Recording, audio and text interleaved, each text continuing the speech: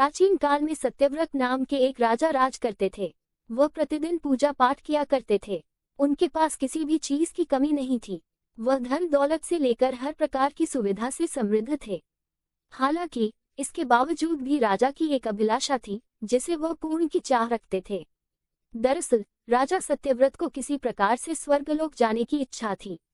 वह अपने जीवन में कम से कम एक बार स्वर्गलोक के सौंदर्य को देखना चाहते थे, लेकिन उन्हें इसका मार्ग नहीं पता था। इधर दूसरी तरफ ऋषि विश्वामित्र अपनी तपस्या के लिए घर से बाहर निकले।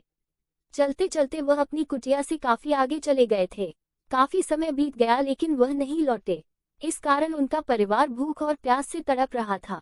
राजा सत्यव्रत को जब ये पता चला तो उन्होंने ऋषि विश्वामित्र के परिवार के पालन पोषण की जिम्मेदारी ले ली। कुछ समय बाद जब मुनिवर लौटे तो वे अपने परिवार को कुशल देख काफी प्रसन्न हुए।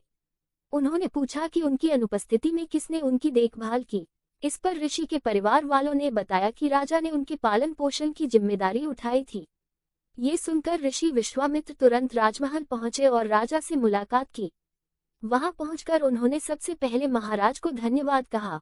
इस पर राजा ने ऋषि अपनी इच्छा पूर्ण होने का आशीर्वाद मांगा। राजा की बात सुनकर ऋषि विश्वामित्र ने कहा, बोलिए महाराज, आपको क्या वरदान चाहिए। तब महाराज ने कहा, हे मुनि, मुझे एक बार स्वर्गलोक के दर्शन करने हैं।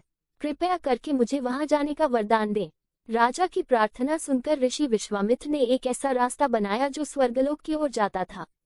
ये देख राजा सत्यव्रत बहुत खुश हुए। वह तुरंत उस रास्ते पर चल पड़े और स्वर्गलोक पहुंच गए। यहाँ पहुंचते ही इंद्रदेव ने उन्हें नीचे धक्का दे दिया, जिसके कारण वो सीधे धरती पर जा गिरे। राजा ने सत्यव्रत ने तुरंत सारी घटना ऋषि विश्वामित्र बताई। राज की बात सुनकर ऋषि विश्वामित्र गुस्से से आग बबूला हो उठे। उन्होंने तुरंत सभी देवताओं से इस बारे में बात की और इस समस्या का हल निकाला, जिसके बाद राजा के लिए एक नया स्वर्गलोक बनाया गया। नए स्वर्गलोक को पृथ्वी और देवताओं के स्वर्गलोक के बीचों बीच स्थापित किया गया था, ताकि किसी को परेशानी न हो। नए स्वर्गलोक से राजा सत्यव्रत तो बहुत खुश हुए, लेकिन विश्वामित्र को एक चिंता लगातार सता रही थी। उन्हें डर था कि नया स्वर्गलोक कहीं जोरदार हवा के कारण गिर न पड़े। अगर ऐसा होगा तो राजा सत्यव्रत दोबारा से धरती पर जा गिरेंगे।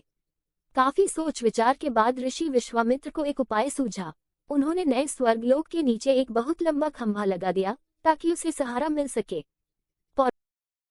ऐसी मान्यता है कि नए स्वर्गलोक के नीचे लगाया गया खंभा एक विशाल पेड़ के तने के रूप में बदल गया। यही नहीं, कुछ समय पश्चात जब राजा सत्यव्रत की मृत्यु हुई तो उनका सिर एक फल में तब्दील हो गया। सभी से इस खंभे को नारियल का पेड़ कहा जाने लगा, जबकि राजा का सिर नारियल के रूप में जाना गया।